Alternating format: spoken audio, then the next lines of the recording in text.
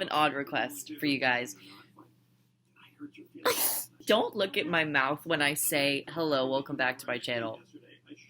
Because I don't know why it looks like that. I really said hello. Hello, welcome back to my channel. Shut the Don't look at it, okay?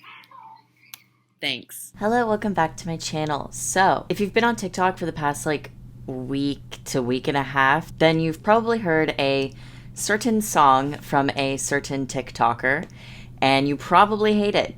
Let's talk about it. Just in case it isn't clear by the fact that I'm talking about a TikToker song, this isn't a very serious commentary video. This is more of like a what's going on and my conspiracies about it. So yeah, there is a TikToker. Her name is Brooklynne. Her @ is XoBrooklynne, and she is a 17-year-old girl from Canada who currently has a little bit over 10 million followers. Despite her follower count, she's not a very well-liked creator, but I also wouldn't say that she's like too controversial or anything.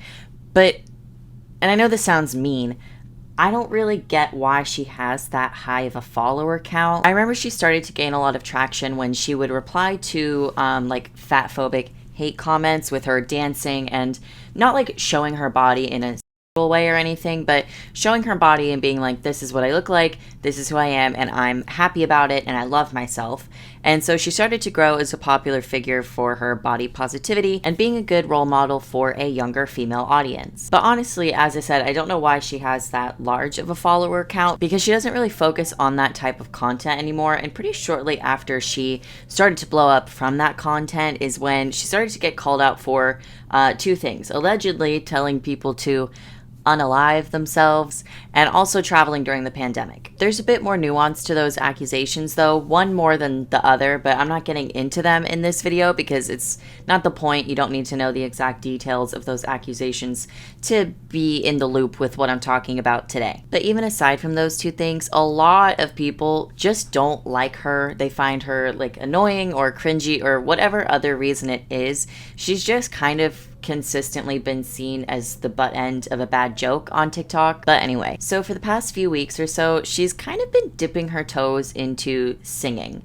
There are sometimes trends that come up on TikTok where you replace a certain part of a song with your actual voice. It's mostly just for the musically inclined to show off that they're musically inclined, but obviously anyone can do it. It's a trend. So Brooklynne has done a couple of these, and listen, I know that taste is subjective, especially something like music taste and, you know, what music or musician you think is good. That's all up to you. So you can feel free to disagree with me, obviously, but they weren't very good. Side note, I don't think I'm gonna be able to play any audio from the TikToks. I'll like put them on screen, but I don't want to risk any copyright stuff, so you can go find these and listen to them on her page. It would probably make more sense if you did, but I won't be playing them. But anyway, she started to get clowned on for posting these because a lot of people thought that they were really bad and thought that they were satire because they were so bad. And she would respond to this in comments and be like, guys, this is serious, this isn't satire, with like little frowny faces and stuff. And now this is the start of the phenomena, and I call it a phenomena because that's what this is. There isn't a better word I could think of to describe what's going on and why I'm even talking about this. For the record, I personally think that this was a bit. The first thing of almost testing the waters with her like doing the voice replacement stuff, I think that was satire. And even when she was saying that it was serious, I think that's a lie. But as I'll discuss in a little bit, it becomes less and less clear of how much of this is a bit. So Brooklynne's getting dunked on for being a bad singer, right? So she decides to make a video where she says, hey guys, I decided to make a song for all my haters. And then she plays the snippet of her song, which is called My Crown.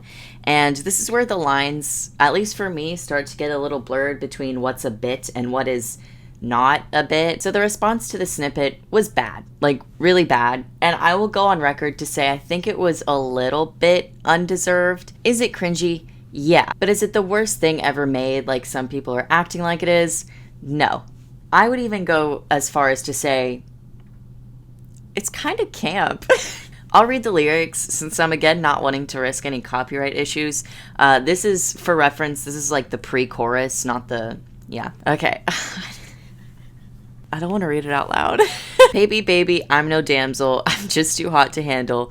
POV, you're trying really hard to get me canceled. And I might be a handful because I got my hands full. Industry plant, I love my fans and I love a good scandal. Why did I think this will be a really good idea to read out loud? Why did I think that? Anyway, not gonna lie. Very unpopular opinion here. It's kind of a head bopper. And I'll die on that hill. Sorry, it's like a little catchy, you know? And if someone else who was more liked made this, I don't think it would have been torn to shreds. But because Brooklyn is seen as almost this like nuisance on TikTok, this is now more hated than like the tramp stamps. I think it's safe to say. And that is saying something.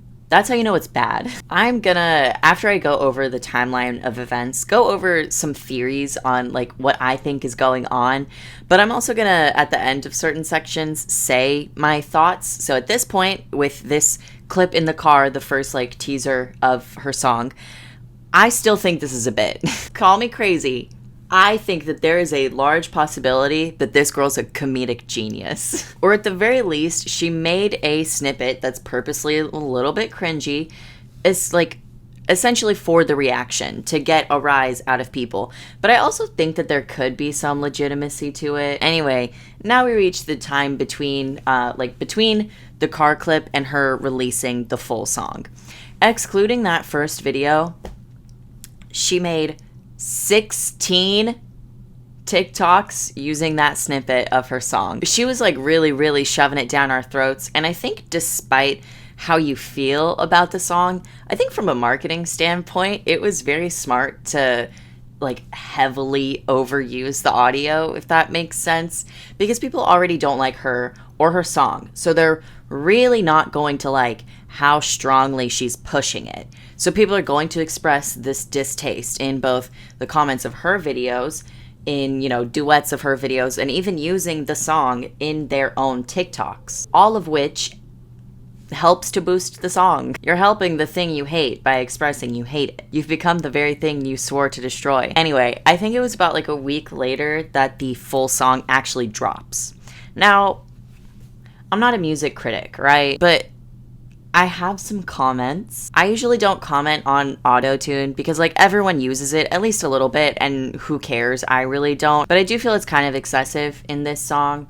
I only am bothered by auto-tune when it's that noticeable, because again, everyone uses it. Even when you think they're not, they are. Anyway, my main critique is that every section of this song sounds like a different song. The transitions between the verses, the pre-chorus, and the chorus are not smooth at all, and it's especially noticeable in the second half of the song. Also, the bridge is just bad. Sorry, it's the type of bad where like you have to believe that this entire thing is a bit to rationalize the fact that it exists.